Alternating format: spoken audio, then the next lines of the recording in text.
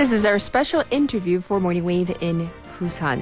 Have you ever used a walking app to buy things and accumulate points with that? Or maybe you might have collected like 10 stamps or coupons to get a free drink? Well, if you've done so, it means that you belong to an environment that utilizes the principles of gaming. Well, let's find out more about gaming and a new term to me, gamification.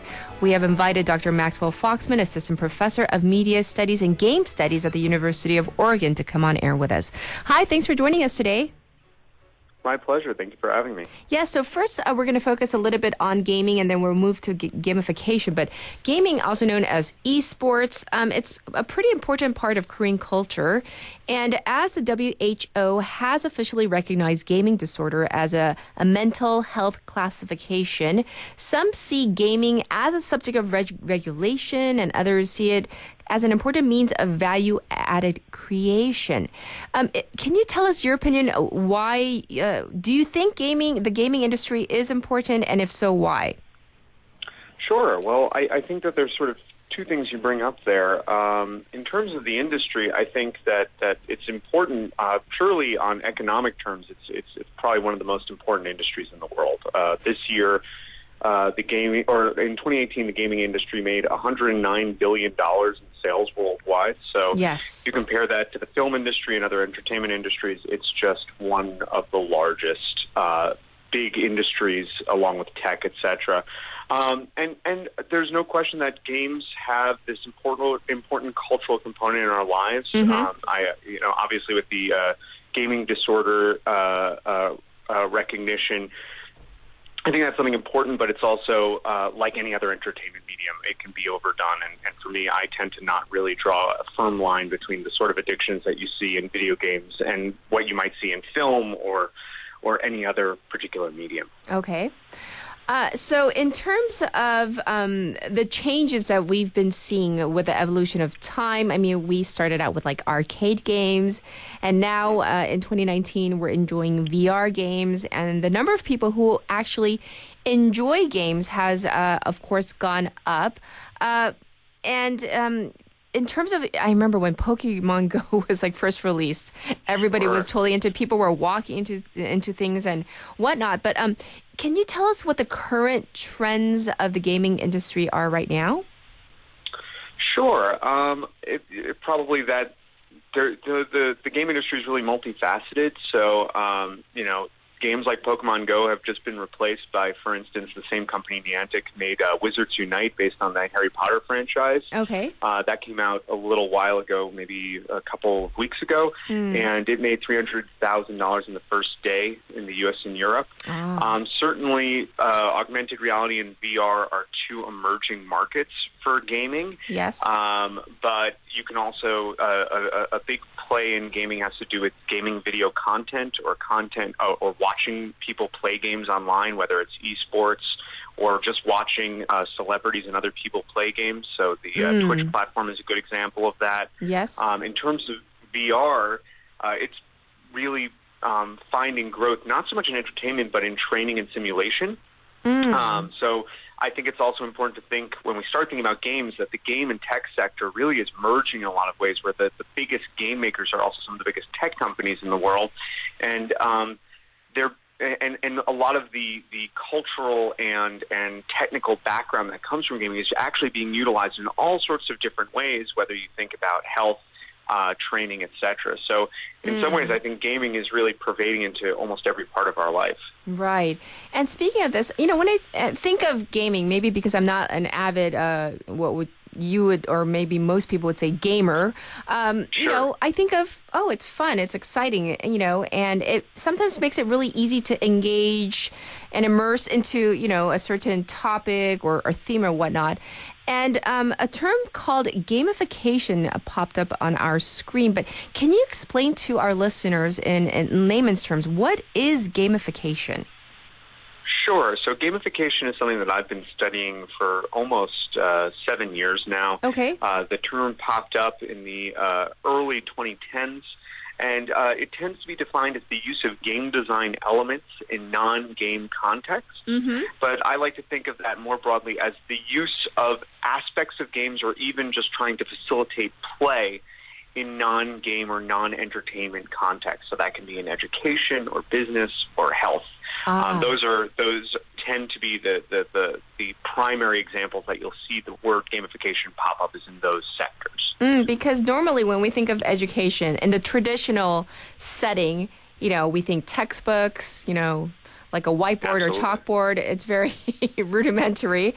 But apparently not anymore, right? Yeah, I mean, one of my favorite examples of gamification is the language learning app Duolingo, which, if for those who haven't used it, it's an easy way to practice a new language, and it has dozens of different languages built into it, and it's very lightly gamified. So it uses things like points. You collect virtual coins, and you go up level trees the same way that you might level up in a video game and acquire new skills. The entire platform is designed around the idea of you leveling up in your own language skills and acquisition. So it takes something like learning a language, which does require that kind of rote memorization, and it makes it fun, and it makes it interesting, and it brings you back to it day after day. I see. Well, that kind of something just popped up in my brain right now as we were speaking. Like, there's an online dictionary that I like to check into pretty much every day, and they have some sort of quiz that they have in this online dictionary. And so I was thinking this might be a form of gamification where they make it into a quiz form and then you're rewarded these points and whatnot, right? Absolutely. So I actually spent about a year or so diving deeply into the use of games and play in the news and in journalism in the United States. Yes. And one of the things that I found was that a lot of journalists, when you mention games to them, journalism is such serious work that most journalists don't really like the idea of thinking of necessarily making games. So they certainly did in some contexts if they thought it would tell the best story. But when I started to ask them how they played with the news, they had all sorts of interesting answers about how they maybe lightly gamified or made their work playful. Everything from the quizzes that you mentioned. I spent some time in the offices of BuzzFeed, which sort of popularized that particular type of newsmaking, to infographics. If you find infographics where you're being encouraged to lead your eye or scroll up and down the screen, in many ways I think that's as playful as a traditional game that you might see. Though there are full games made by journalists, one of my favorites is actually by the Financial Times, and it's based on interviews with Uber drivers, and it's called the Uber game, and you can actually play as an Uber driver. I think it's a fantastic example of what's known as a news game. Very interesting. Well, you mentioned education, business, and health as some of the industries where gamification can be applied to. So how would this be used, for example, in health?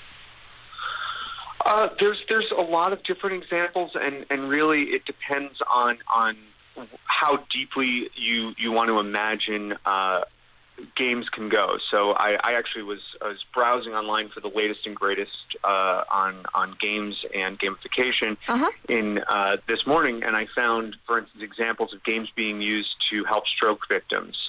There's plenty of work being done with virtual reality. A few years ago, there was some work being done with virtual reality and burn victims, having people wear headsets to transport them to another place so that it acts as a kind of palliative for what they're doing. So there's a lot of really simple examples to really complex examples. Sure. It's interesting that when you start to think about where you're seeing games and how they're being used both in health, education, business, it really is. You can find them everywhere. In Hong Kong in 2018, a mall there was a Chanel pop-up game center. Okay. Obviously, Kakao has such a great influence in games in Korea, in that they're on everyone's phones, and they actually have their own gamification subsidiary. So it's sort of amazing that the farther you look for this, you can find games are part of almost every major industry. Well, what about in terms of the public sector, such as the Amsterdam Smart City in the Netherlands, or in Stockholm with the piano stairs? Are there other examples that you can give us where cities, the public sector, have really implemented this gamification, this concept? Sure. It really there you can find lots of very small examples. One of the big difficulties of gamifying, particularly if you're thinking about using traditional video game elements, Yes. in this sort of work, is that you have to usually partner with a good game designer, because making games looks easy, but it's often very hard. So you can go back, the city of Salem, Massachusetts actually had a game called What's the Point, Okay. where they were trying to get local participation in a neighborhood revitalization project. And so they actually developed this game, What's the Point, with Emerson College's Engagement Game Lab. And they had users sort of give ideas and vote on them, and they got virtual coins for voting on the ideas, and the top 3 causes actually got real-world donations. I remember when I was doing my research a few years ago, the New York Public Library used their archives and opened them up and had people tag parts of the library. So there's plenty of examples, but they're often on a small scale. One of the things that you won't necessarily see is sort of an entire city, or heaven forbid, an entire country do a major gamification plan. Not that I know of. I could be wrong. But yeah. On smaller levels. Well, for our final question, I mean, a lot of people are worried about this latest, I guess, declaration by the WHO designating gaming disorder as a disorder. Do you think that this will have adverse effects on the gaming industry?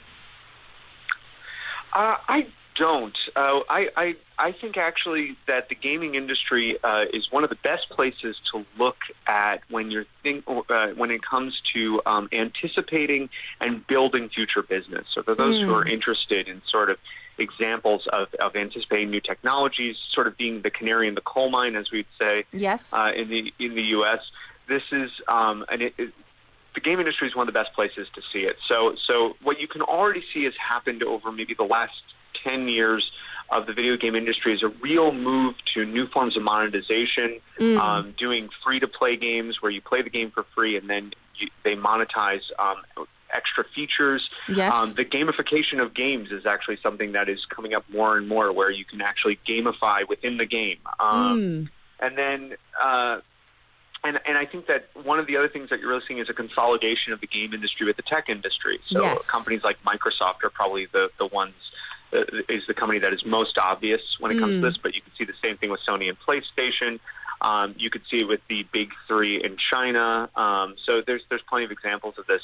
So realistically, I think that what we're seeing is an industry that is so built into how we imagine technology and media today that we really need to treat it seriously and think of it as an important actor, really, within our society, and maybe even think about developing a kind of media literacy about games, which is obviously something that I try to do as an educator whenever I can. Yes. Well, thank you so much for coming on air with us and sharing your thoughts and opinions with our listeners today. We appreciate your time. Oh, thank you very much for having me. Once again, this was Maxwell Foxman, Assistant Professor of Media Studies and Game Studies at University of Oregon.